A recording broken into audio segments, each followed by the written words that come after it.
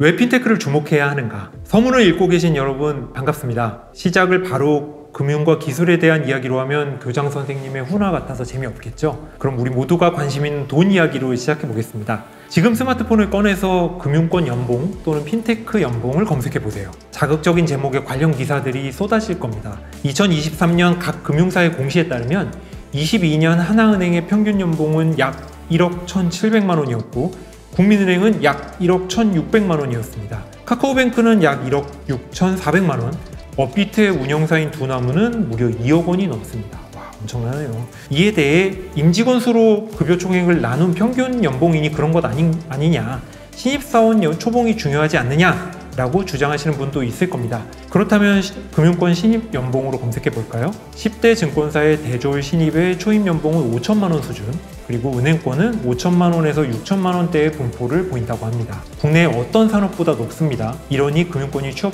준비생들에게 인기가 좋은 건 당연합니다.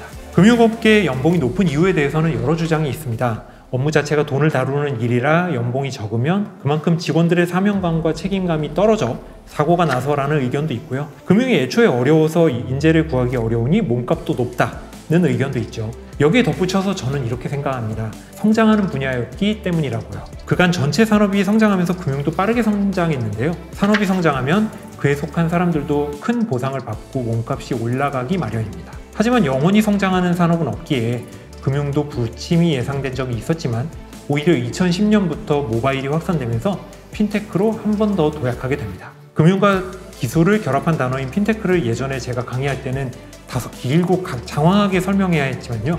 요즘에는 저는 이렇게 시작합니다. 여러분은 가장 최근에 은행을 가본 게 언제인가요? 라고요. 성격 급하기로 둘째가라면 서러운 우리나라 사람들은 금융에서도 빨리빨리를 이루어냈습니다. 우리는 완전히 비대면으로 계좌와 카드를 만들 수 있습니다.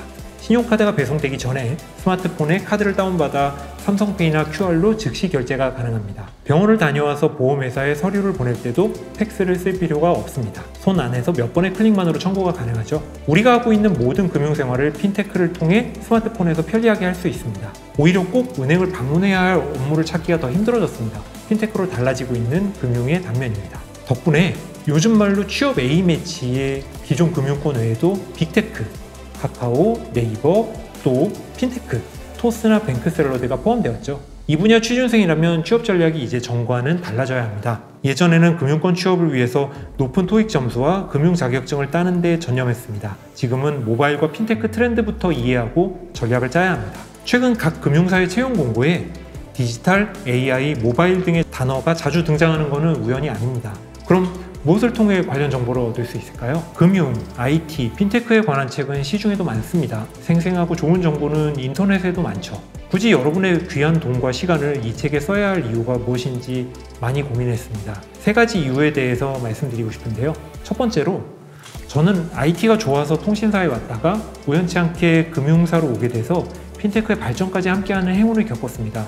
간편 결제가 어떻게 도입되었는지, 그리고 인터넷 전문 은행은 왜 생겼는지, 토스 같은 핀테크 스타트업들은 어떻게 지금의 위치에 올라서게 되었는지를 곁에서 볼 수 있었죠. 저는 그 사업을 함께한 실무자로서 핀테크에 대해서 좀 더 현실적인 이야기를 드릴 수 있습니다. 두 번째는 금융권이나 핀테크 취업을 희망하는 분들에게 정말 필요한 정보를 드릴 수 있다는 건데요. 종종 대학이나 교육기관의 요청으로 취준생 대상으로 특강을 하는데 정말 많은 분들이 이 분야 취업을 준비하지만 어떻게 해야 할지 잘 모르고 계시더라고요. 특히 면접에서 핀테크 관련 질문에 어떻게 대응해야 할지 고민이 많았습니다. 이 책만큼 핀테크의 흐름과 전망을 쉽게 정리해준 책이 지금까지는 없었으니 취준생 분들에게는 큰 도움이 되리라 확신합니다. 그리고 세 번째는 검증된 내용이라는 점입니다. 책을 쓴 입장에서 검증이라는 단어는 꽤 무섭게 다가오는데요. 저는 글로벌 IT 미디어 피쿨, IT 매거진 아웃스탠딩, IT 개발자 커뮤니티인 요즘 IT 등의 매체에 정기적으로 기고하고 있습니다.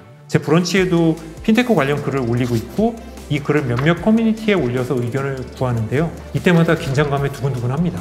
왜냐하면 우리나라 커뮤니티는 뭐든 하나 틀리기만 해봐라 라고 칼을 갈고 있는 분들이 많은 일종의 콜로세움이거든요. 기고한 글이나 커뮤니티에 올린 글들은 정말 치열한 댓글이 달리면서 토론이 이어집니다. 그렇게 검증된 내용이니까 기대하셔도 좋습니다. 전체 구성은 다음과 같습니다. 1부에서는 2023년 하반기를 기준으로 주목해야 할 주요 핀테크 이슈를 분석했습니다. 마이데이터, BNPL, 애플페이와 같이 꼭 알아야 될 내용을 정리했고요. 2부에서는 핀테크와 뗄 수 없는 IT 트렌드까지 독자들이 궁금해할 사안들을 Q&A로 풀었습니다. 그리고 메타버스, 가상화폐, 모바일 신분증과 같은 주요 이슈뿐 아니라 취업 준비에 참고할 수 있도록 IT와 핀테크 기업들의 단면을 전할 계획입니다.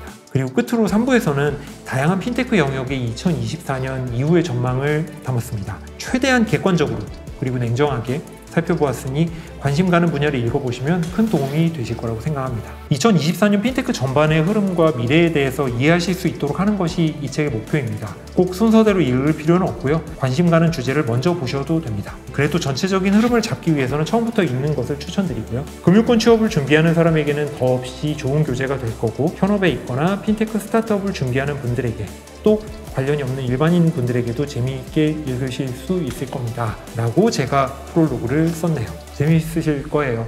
꼭 읽어보시길 추천드립니다. 감사합니다.